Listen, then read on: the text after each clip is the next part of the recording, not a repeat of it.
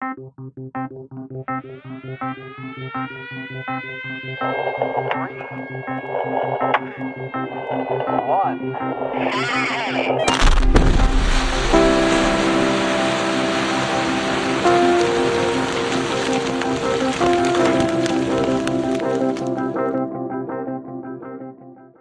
this is the Blast Report podcast on all things blasting.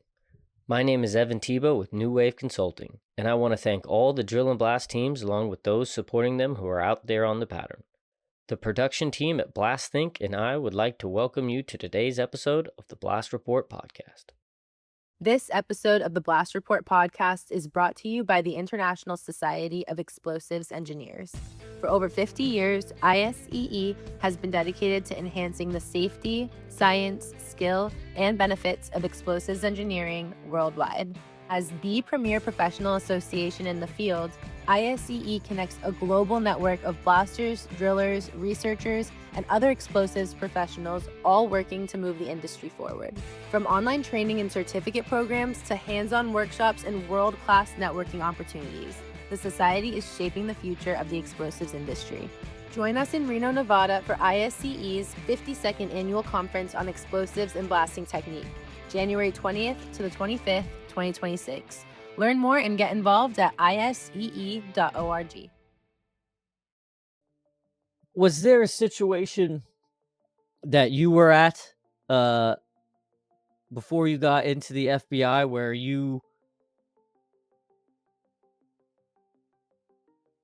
contemplated not being the explosives professional and the investigator? Was there a situation where you said,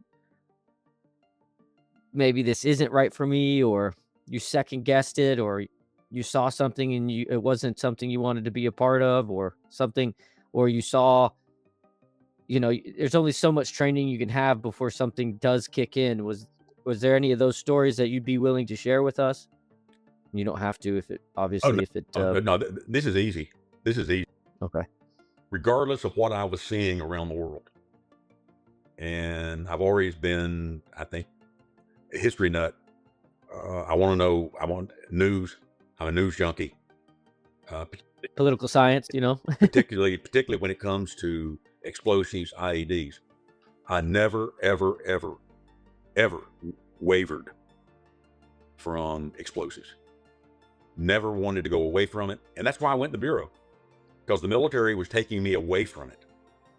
Mm-hmm. I said, no, I have found what I want. And this is my life. It will be my livelihood forever. If I can just get some other people to cooperate with me.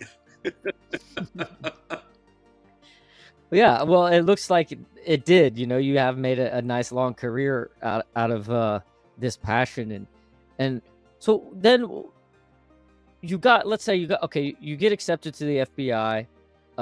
It's, what was the date? October 17th? 77. Yep. 77. The day you won't forget. And was it what you were expecting? Were you happy that you made this transition?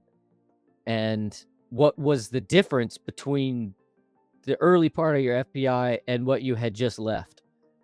Oh, okay. And I actually had thought about this way back then, that previously in the military, I was taking bombs apart. Now I'm going to be investigating the person who made the bomb to put that person in jail. I see. So there's a transition here. Now there's psychology and a lot more, your evidence base, exactly. And you're looking for, it's okay. Exactly. And I loved it. I love being an investigator. Whether it was explosives or it was a bank robbery or something else, I love being an investigator. I had a great time doing that. Hey, I ultimately I had my own car. I had a caseload. I'd go to the office in the morning in Charlotte, check in with the supervisor, anything going on today that I need to know. Nope. And he'd say, see you later, which means get out of the office and go to work. Yeah. Go find some information. Yeah. So I'd go out and run my leads. And you make your own schedule. You are on your own. If you need help, it is absolutely there. Absolutely, it's there. Then you come back to the office and sit down and you write up the results of that. And it at that time it went to what we call a stenographer pool, where you would give them a rough draft, or you would do a audio documentation. They would type it up and give it back to you. You'd go through and look to make sure that it's correct, and you sign off on it, and wherever it would go in the file. Or if you were helping somebody else, or maybe it was a lead, what we call a lead, that came in from another field division, that we have this investigation, and we know that this person lives in your area. Would you go interview them and find out this and this and this? And so we would go out and do that, write up the information, send it to the other field division. And I guess it just as much, I like being out on my own. But I'm not in an office. I'm not sitting around twiddling my thumb and figuring out, okay, what am I going to do today? Never had that problem. Yeah, that's definitely one of the wonderful aspects that I believe a lot of people in the drill and blast industry also chose that career path too, because they're also outside. Here's the job. They're not getting the only time they're twiddling their thumbs is when they're waiting on powder or waiting to pull it. And that's like annoys the hell out of a lot of guys. Well, I will tell you that's absolutely the case, and I'm going way down the road here in my experience, but I've known blasting engineers, and the blasting engineers are sitting there in the office designing the shot patterns, right, and printing it out. And I'd sit down and talk with them, and they would start grumbling. I had to go to college, and I had to be an engineer to sit here in this damn computer. Yeah. And I'd start laughing. I said, That's yeah, right. you're highly qualified. I said, yeah, I want to be out loading hose. I want to go out. And so I get out of the office absolutely as much as I can. And so when you said that brought back that memory of sitting there talking to a D&B supervisor, or more than an engineer, and then finding a blast pattern. Yeah. Even if it's the best program ever, it's still a glorified Etch-a-Sketch, is what I say to people. And it does. You can only do that so much before you have to go in the field and see what you got as your own results, or make sure everything's going the same. And I think most people who love this industry came into this industry because they don't do well with the pen and paper, and they need to be outside moving and doing things and learn with hands-on tactile learners, or they're ADD and they need to keep moving, So is this part of your career, you spent a long time in the FBI, right? Would you say that was the bulk of your entire career was at the FBI? I was there over 20 years, and 17 years in the laboratory, between the laboratory, or the explosives unit, and the bomb data center.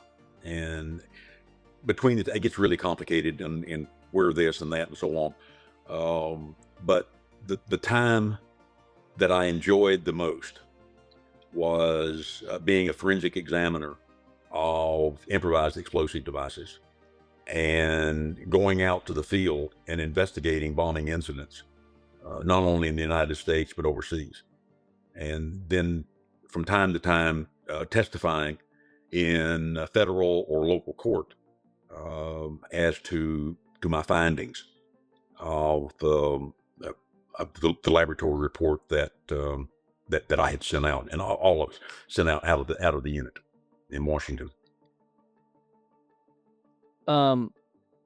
What I think that, if I remember correctly, with Dr. Johnson has her class in Missouri Science and Technology. So shout out to them. You've got the SPICE is what you look for in the investigation when you're looking actually at what happened on the IED initiation systems, and how you can tell the difference of which type of explosive was used, whether if it was a plastic explosive or not, based off of the residue that it's left, just by looking at it, right?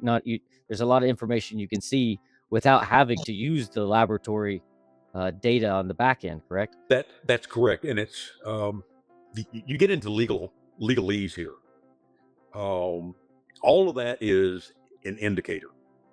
it's an indicator. And in the field, um, it's most of the time, I can't say all the time, most of the time, uh, you can see the difference between whether it's a high explosive or low explosive. Hmm. In the aspect of high explosives, there's some defining moments here, but it becomes razor hair thin here in saying whether this is a low energy high explosive or a high energy high explosive, because the velocity of detonation in high explosives is large. You know, the slowest dynamite that I used to know is about 6,500 feet per second, fairly slow. And then we go up to um, let's say RDX, HMX explosives, and we're looking at 27,000 feet per second. And it's really Hmm. hard to put those in the same category, but they're high explosives. And there's a technical reason for that we won't go into, but there's a difference. Deflagration versus detonation, and Well, which one's molecular or not. it's all detonation in here. But the big difference is between that and low explosives. In low explosives that has an explosion factor slower than the speed of sound versus faster than the speed of sound for a high explosive. But with low explosives, it's a very, very narrow band. And with particularly on metal parts, it's if you know what you're looking for and looking at, it is not that difficult at times. Sometimes it is, right? To tell the difference between, okay, this bomb had low explosives. It had some type of smokeless powder, black powder, pyrodex in it, versus this bomb over here absolutely had a high explosive. There's no question about it, because the characteristics of the scene, characteristics of metal, and we really like looking at the characteristics of metal versus Hmm. plastics and other things. That gives us a better handle on whether high explosive or low explosives. Regardless of what you think at the scene, it has to be confirmed in the laboratory, Right. and not just the way it looks, but any possible residue that has been collected on those parts. And that's when it becomes so very, very important in how that you collect the pieces of evidence to ensure that not only do you have an airtight chain of custody, so you can get it into court, but the other thing is that you're not knocking off possible residue that the chemistry unit or materials analysis and so on that would look at that in the lab to tell you that it is this type of explosive versus something else. Okay. I see why you're saying that you use metal as a very big indicator. I mean, isn't that why we do witness plate testing to classify what our explosive E- is? I mean, Exactly. Absolutely. it's perfect for Yeah. that. Okay, so when it comes to your years at the FBI, you told me before we even started this podcast some of the stories that you have, and correct me, you have a book actually coming out, or the fourth edition of a book, um, that you've written. And in that book, you kind of talk about some of your stories and your history of the things that you went through, correct? Well, uh, yes and no. There are a number of what we call case studies in here, and these case studies are some of the things that I have been a part of. And then there's other case studies of which I have not been a part of, and I use the case studies. I say maybe this is the wrong term to use, but I'll use it anyway.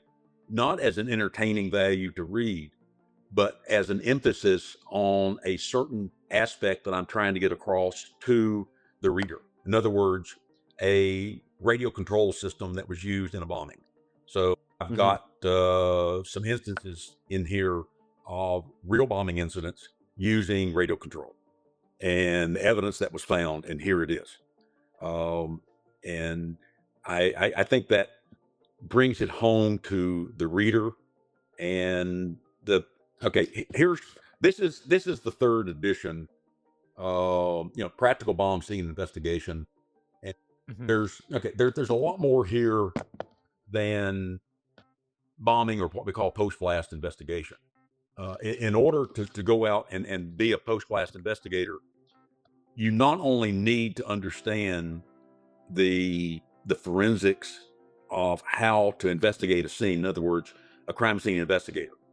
You need to know more than that for a bombing scene or any other type of a crime scene that you're working, with some exceptions. For a post-blast scene, you need to understand explosion dynamics. You know, what difference between high explosives, low explosives, how things are thrown out from an epicenter of an explosion, how to identify an epicenter, to know what an epicenter is. That's what is in this book, teaching that. And then you need to understand explosives. What are the different types of explosives? High explosives, low explosives, commercial explosives, military explosives, improvised explosives. And there's, as an example for our audience, on explosives. Now, here's an example. Austin powder boosters. Mm-hmm. I've seen that photo before. I've got tons of photographs in here of explosive products. So when people read this, they will, just not have something in their head. Here's what it is. Now, granted, when it explodes, it's not going to look like it's going to be gone.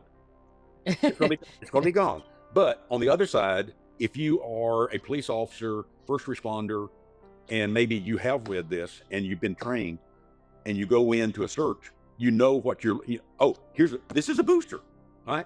Mm-hmm. This is a booster. This is a or this is the box that they come in. Exactly. Okay. And in detonators, what am I teaching? Fuse cap detonators, not much used anymore. Electrical detonators, shock tube detonators, electronic detonators, all right? Explosive, bridge wire detonators. All that's in the book, and you need to understand that. And then you go beyond that, and you go into IED components. What is in an IED? And I don't teach how to put them together, but how to identify. And I've got tons of photographs in here of exploded componentry. This is what it looks like after it explodes. And excuse me for getting carried away, but after my FBI career, I taught in a university for almost 20 years of undergraduate students how to investigate post-blast scenes, and taught in this book. So I get going so that's your textbook, in front of my kids. I get going on it. So it's not really an entertaining type of book. It's more of a textbook for people who want to understand that, let's say, that method of investigation. It is absolutely a textbook. And let me see here. As an example, let me find. Here's the best. Here's a really good example. Here's photographs of the crimped ends of a detonator after an explosion. This is what they look like. Mm-hmm. So that the insides of a detonator. So when you're at a crime scene, you see something like that, the investigator will be able to identify it right at the scene, and it doesn't need a laboratory. I got one right there on the shelf behind me. Yeah. Yeah, that's a very good point. So what are some stories that didn't make it into your different editions of the textbook that you think that would be interesting for some of our listeners? Well, I'm sure there's a big list, but I've had some phenomenal opportunities to help identify and bring bombers and culprits to justice, and I'm very, very proud of that. At the same time, I've seen some pretty horrific crime scenes where a lot of people have been needlessly massacred, and I use that word specifically, massacred, as an example. my partner and I, in 1983, 1984, made 3 separate trips to Beirut, Lebanon, to investigate God. the 2 embassy bombings in Beirut, Lebanon. And I guess the most infamous was the Marine Corps barracks bombing. That we went over to investigate that, where we had 242 young Marines that were slaughtered in their sleep. And we were there for 2 weeks working that scene, trying to determine, well, we knew what happened, but we were trying to find evidence of the explosion that we could use, hopefully to identify who was responsible. That didn't turn out too well as far as finding bomb evidence, just because we estimated, and without a computer, and people could say, well, that was, that they may differ today, and that's fine. Because we didn't have a computer, we didn't have programs back then. We estimated about 16,000 pounds of explosives were used. Oof. Now, your blasters out there that may be listening to this, let me bring this around. I've witnessed in-ground cast shots of 3 million pounds. In ground. It's nothing. Yeah. All that does, and not all, I mean, do a phenomenal job. I've taken that dirt, pushing it up just enough so it will cascade down into the valley or the trench that's been extracted. In a very controlled, Yes. utilized, and calculated method. Very different. I mean, and 1 pound of explosive in a car can decimate a car. 1 pound. So we're talking about here 16,000 pounds on the surface inside a building. It was absolutely unbelievable. Just unbelievable. And while we were there, it wasn't my partner and I that were the object of people shooting. It was all the Marines that were there. There were still Marines at the compound. And one night we had incoming mortar fire. We had incoming small arms that were targeted at all of us, not just he and I, but all of us. So we've had some pretty hairy situations, but in this day and time, what we went through is nothing to what some of the investigators from the FBI and other organizations went through in Iraq, Afghanistan, when they were embedded with troops over there to investigate bombing incidents. So what I went through is nothing compared to the present day, which is hopefully over with by now. But still, I kind of get sidetracked at that time. What about, I guess one of the ones that I kind of come to mind fairly recently here after you've left is like what happened in Nashville at the AT&T building. Yeah. Those kinds of situations, that's what you would be called in for, to do that investigation with the local authorities. Is that how that would happen? Absolutely. The FBI would never, ever want to go in and say, okay, we may be in charge and we're going to do this ourselves. No. You get all the local assistance that you can possibly get to work a scene like that, because it's always a joint task force. It's a joint effort. And I know even today with my friends that I know are still in the Bureau would never want to work independently. This is a joint operation. We're doing this together. And that was a pretty horrendous explosion. It was a suicide car bomb or vehicle bomb. I was in the truck when it detonated, or actually recreation vehicle. Yeah, RV. Pretty horrendous. And I can't tell you what the FBI came up with on the quantity of explosives that they think were used, but there's a lot of explosives there. There was I've seen some photographs of the crater in the ground, and there's a pretty nice crater, even though that the explosives were above the ground. Yeah. Did they ever determine a motive on that one that you know of? I don't know. I know this is years later, but I think there may have been some speculation that he might have been what he thought wrong by AT&T or something like that, but I don't know. I can't comment that of any reliability at all. Yeah. So what was the situation that you experienced where it was not what you thought it was? Not necessarily you were wrong, but was there a time in the FBI where you arrived, you were called, and it was very different than what you guys thought it was, or the situation was not the same compared to the original story, or vice versa?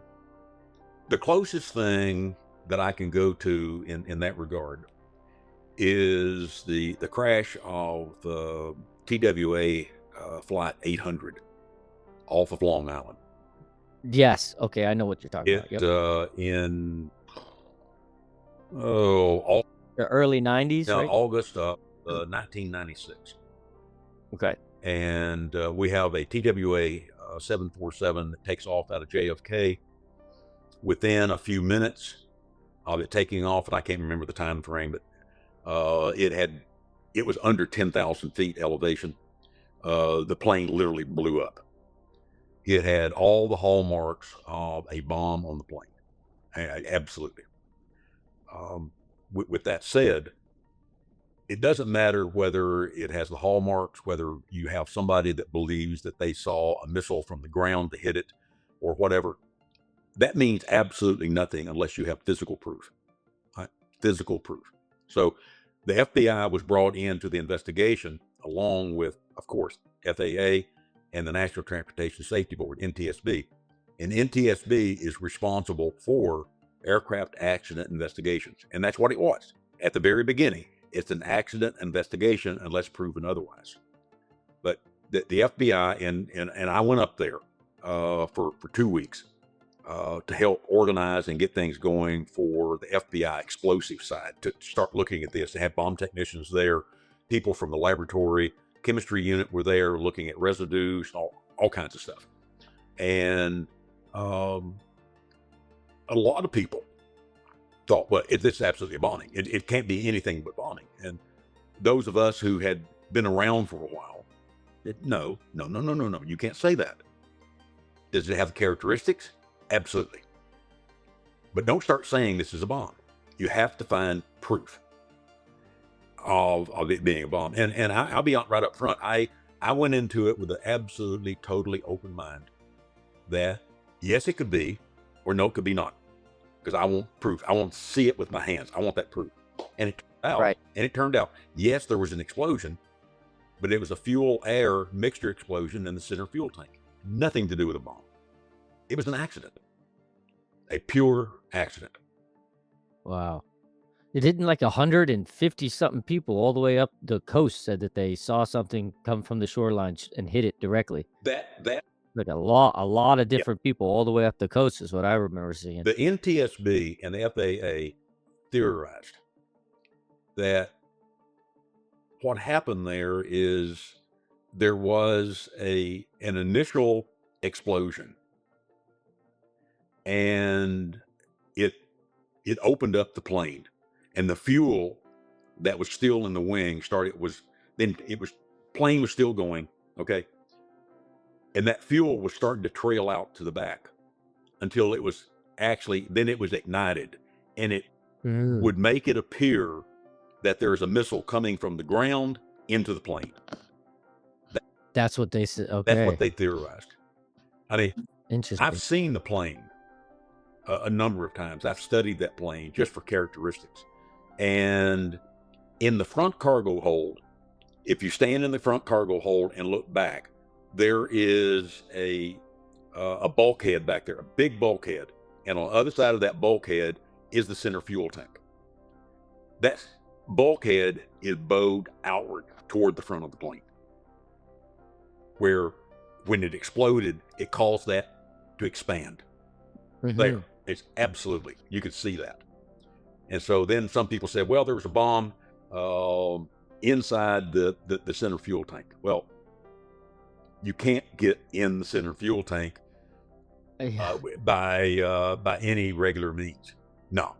Okay. Yeah, I've been inside the center fuel tanks. I know what it looks like. I know what it takes to get in there.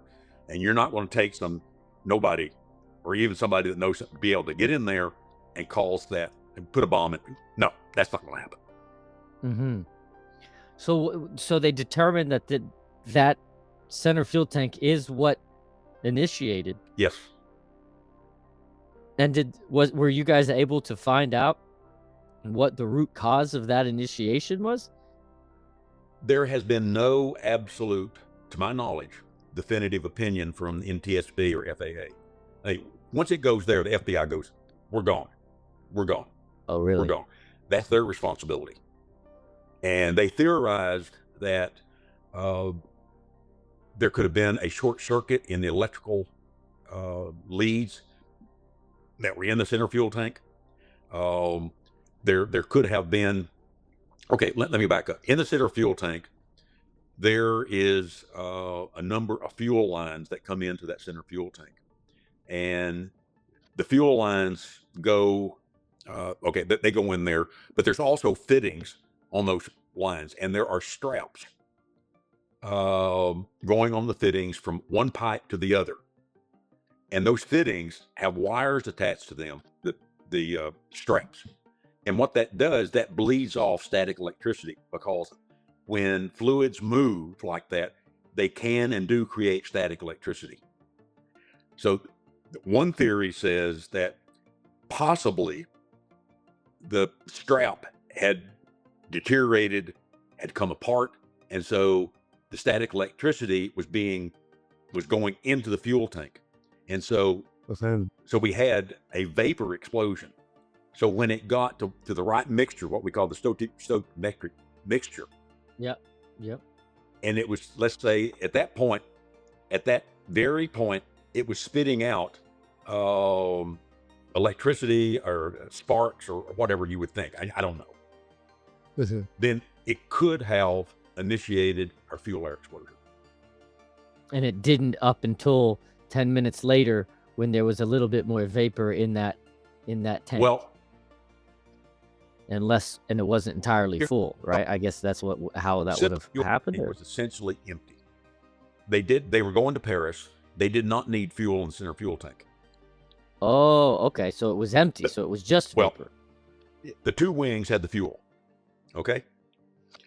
The fuel tank is never, ever 100% empty. There's always a residual in the bottom that they can't suck out. So what does that do? When it's heated, it creates vapor. That plane sat on the tarmac for well over an hour, I think. Don't hold me to it. Well over an hour. And it was hot. The air conditioning unit was running all that time. And where is the air conditioning pack for the plane? Directly under the center fuel tank. So it heated up that center fuel tank, the aviation fuel, kerosene, whatever, vaporized it. So when then you get into a lot of physics here, and reducing pressure, increasing pressure. In other words, as an explosive engineer told me, that even on the ground, if there had been an electrical short circuit and there was electricity and there were sparks in there on the ground, it would not have detonated. It had to go to be up in the air, changing in pressure in the plane, that created the optimum time for that and it detonated. Okay, optimum time for that to detonate. Now I'm getting way over my head here on what happened, but essentially, that is now the accepted story, with the exception of naysayers out there that won't believe anything. It's always yeah, absolutely. Wow, I even heard of that situation happening, because I have family on Long Island, so that's, people still mention that periodically throughout every once in a while you'll hear someone mention that. So that's an interesting story of how that happened, and that's a unique opportunity that you got to go be a part of that. I mean, so the plane was recovered, the plane and everything was recovered out of the ocean and brought to a facility and reassembled. And is it still around? Is that I think it may have been destroyed. Mm-hmm. The last that I saw of it, it was at the NTSB facility outside of Washington. Um, and I think that facility was closed. And if it was closed, then the plane would have been destroyed probably. Destroyed. I don't know. Were there any other unique? I mean, that's one hell of a story.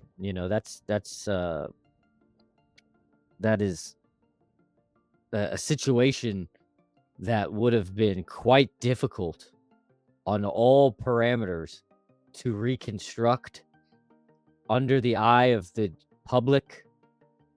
Obviously, a time sensitive, well, everything is time sensitive in that situation, but to have to recover all of those parts, I mean, that is one of the worst case scenarios that you can think of, that you have to go into, correct?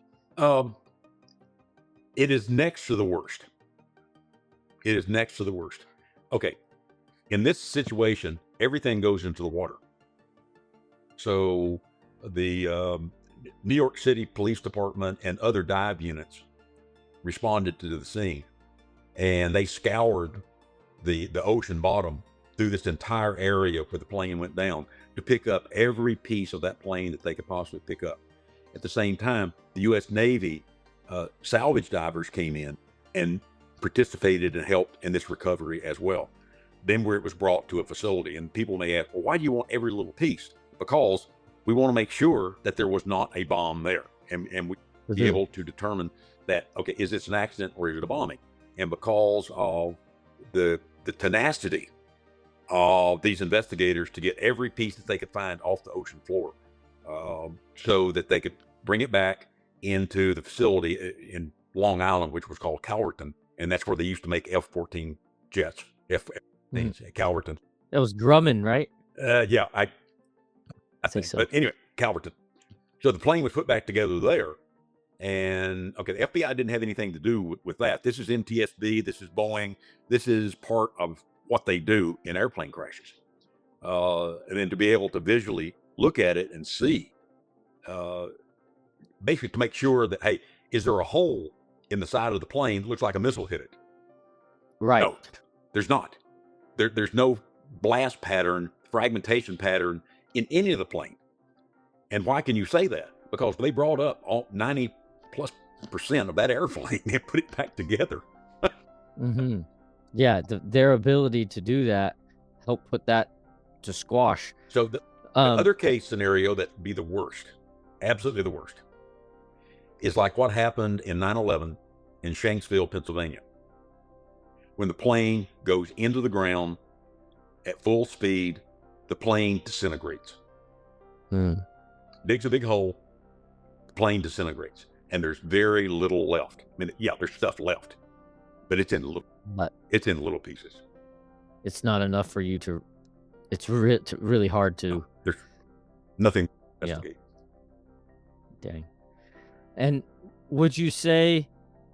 And were you called in for that situation? I had retired. I was teaching then. Okay, you were teaching then.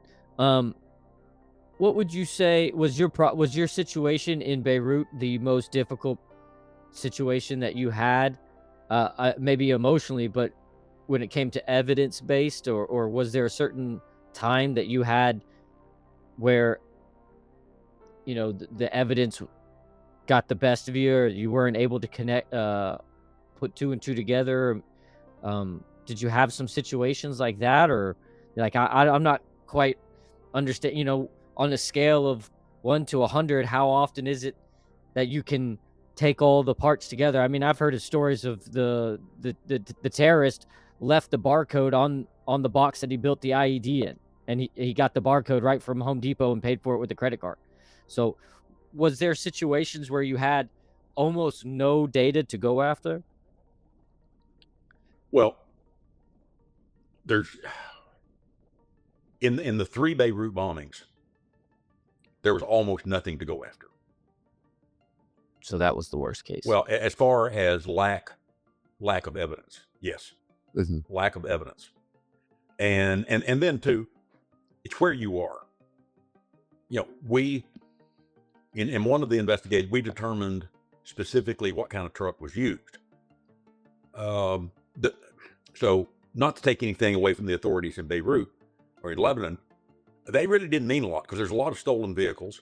There's a lot of vehicles that aren't registered. So even if you have a vehicle identification number or something like that, you can't trace it. It goes to nobody. So it's like, okay, yeah, we'll do our best, but we know what's going to happen. There's nothing going to come of it. It's the outside investigation, it's the field investigation that makes the difference. What are your sources? What are you hearing? And that type of thing versus what we're getting out of the crime scene. And those three scenes, I don't know of anything that we actually got out of the scene that helped in the investigation.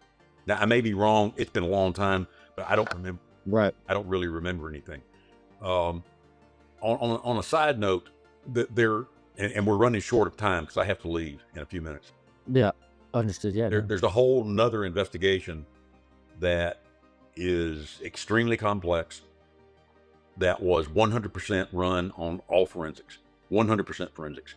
Everything that came out of this case came from what was found at the crime scene.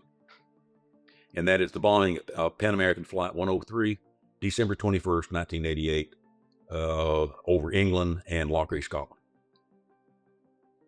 And that case is still going on today. Really? Still today. Because the person that we believe that actually built the bomb to go in the plane is in jail in Alexandria, Virginia. And he is getting ready to go on trial sometime this year. I can't remember his whole name, but it's like Massoud. And he was extradited. Well, he was picked up in Libya by the FBI, brought to the United States a couple of years ago. He's going to stand. Wow. Going to stand trial. And what was the key information that was found there right before we have to end the podcast here? What was some of the pure forensics that was able to lead you to that? Two main things. One, a very small piece of circuit board that was embedded into a shirt, along with other pieces that went to one particular item. And they were in this shirt like a cocoon because of the heat from the bomb had seared this shirt, and all of these pieces were inside the shirt. They were found by a police officer in the fields of Scotland as they went through and searched, put into a bag. That bag made it down to the forensic science facility in England, opened up, and a piece of the bomb circuit board was ultimately determined. And what did that do? That led to the country of Libya. Long rail around, but that led to Libya. The second thing is clothing. Clothing that was found at the crime scene in that field that had been in a suitcase was linked to Malta. And that was linked to a manufacturer in Malta because it had Yorkie Manufacturing Malta. Investigators went to that manufacturing facility. He told them where he had sold this particular piece of clothing, and I get detail, but they go there, and because of that, they identified the person who had bought the clothing, and that person was a security, part of the security apparatus of the government of Libya. That person was ultimately found guilty in this case in a trial that was held actually in the Netherlands, in a Scottish court in the Netherlands. The guy's name is 𝗵𝗲 𝗕𝗹𝘀𝗁.